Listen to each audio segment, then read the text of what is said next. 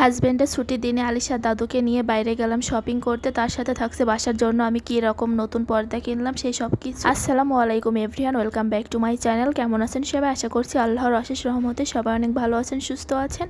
আলহামদুলিল্লাহ আমরাও ভালো আছি। নতুন আরও একটি ডেইলি লাইফস্টাইল ভ্লগে আপনাদেরকে ওয়েলকাম করছি। আশা করছি আজকের ভিডিওটা আপনাদের কাছে ভালো লাগবে। ভালো লাগলে অবশ্যই ভিডিওতে একটা লাইক দিয়ে আমার পেজটি ফলো দিয়ে রাখবেন। আজকে ছিল শনিবার, হাজবেন্ডের ছুটির দিন। তো সকালবেলা বললো তেমন কিছু নাস্তা বানাতে হবে না, বাসায় একটু ছোলার ডাল রান্না করতে। সে বাইরে থেকে রুটিটা নিয়ে আসবে, কারণ এখন যদি বাসায় নাস্তা বানানো হয় তাহলে অনেকটা সময় লাগবে, যার কারণে বলতে শুধু ছোলার ডালটা রান্না করতে আর বাইরে থেকে রুটিটা নিয়ে আসবে, তাহলে তাড়াতাড়ি সকালে নাস্তাটা করা যাবে। আর আজকে আমাদের একটু বাইরে বেরোনোর প্ল্যান আছে, যার কারণে তাড়াতাড়ি দুপুরে রান্নাটা শেষ করে আমরা বাইরে যাব। এজন্য তাড়াতাড়ি আবার দুপুরে রান্নাটাও শেষ করে নিলাম। তাই জন্য দুপুরের খাবারে আমি বেশি কিছু রান্না করিনি, মুরগির মাংস আর ওল ভর্তা করেছিলাম। তারপর আমরা তাড়াতাড়ি খেয়ে চলে আসলাম বাইরে। আজকে আমরা অনেক তাড়াহুড়োর মধ্যেই ছিলাম, কারণ গ্রাম থেকে জিনিস আসবে, ওইগুলো রিসিভ করতে হবে, তার জন্য তাড়াহুড়ো করছিলাম। তারপর চলে আসছি মার্কেটে। তারপর আমরা এই শাড়ির দোকানটাতে আসি, এখানে অনেক বেশি শাড়ির কালেকশন ছিল, তাই আলিশার দাদুর জন্য এখান থেকে শাড়িটা দেখছিলাম। তারপর অনেকগুলো শাড়ি দেখার পর আমাদের পছন্দ মতো শাড়ি পেয়ে যায়। তারপর আলিশার বাবা বলছিল যে এখান থেকে আমার জন্য একটা শাড়ি নিতে। তারপর আমার জন্য শাড়ি দেখছিলাম, পরে আর নেওয়া হয়নি, ভাবছি অন্য আর একদিন যেয়ে নিব, কারণ আজকে তাড়াহুড়োর মধ্যে আমি নিতে চাচ্ছিলাম না। তো আমার জন্য আমি বাটিকে শাড়ি দেখছিলাম। তো এখানে শাড়ির কালেকশনগুলো অনেক সুন্দর ছিল, আমাদের সবারই পছন্দ হয়েছে।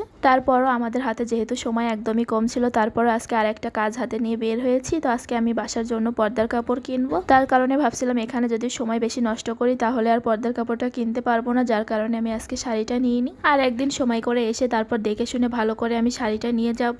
এখানে শাড়ির কালেকশন মোটামুটি অনেক বেশি ছিল আর সবগুলোই অনেক সুন্দর ছিল, যার কারণে হাতে একটু সময় নিয়ে তারপরে আসতে হবে, আর তখন দেখে শুনে তারপর পছন্দ মতো শাড়িটাই কিনবো।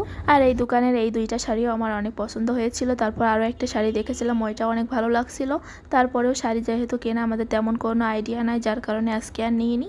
তারপর এখান থেকে চলে যাই পর্দার কাপড়ের দোকানে। তারপর 3-4টা দোকান ঘুরে তারপর আমরা পছন্দ মতো পর্দার কাপড়টা কিনতে পারি, আর দোকানের ভিডিওগুলো করা হয়নি। তারপর বাসায় ফেরার সময় নিউ মার্কেট থেকে বাবুর জন্য অনেকগুলো শীতের শপিংও করছি। তো সেইগুলো আজকের ভিডিওতে আর শেয়ার করা হবে না, কারণ ওই ভিডিওগুলো অনেকটাই বড় হয়েছে, কারণ অনেক জিনিস কেনা হয়েছে, যার কারণে ওই ভিডিওটা আমি আলাদাভাবে আর একদিন শেয়ার করে দিব। আলিশার উইন্টার শপিং দেখতে হলে কিন্তু আমার এই পেজটি ফলো দিয়ে রাখবেন। আর এখানে আমরা পর্দার কাপড়গুলো লাগিয়ে নিচ্ছিলাম রাতের বেলা। তো আলিশার বাবাই আমাকে হেল্প করছিল, তো আগের পর্দার কাপড়গুলো খুলে নতুন পর্দার কাপড়গুলো এখানে লাগিয়ে দিচ্ছিল।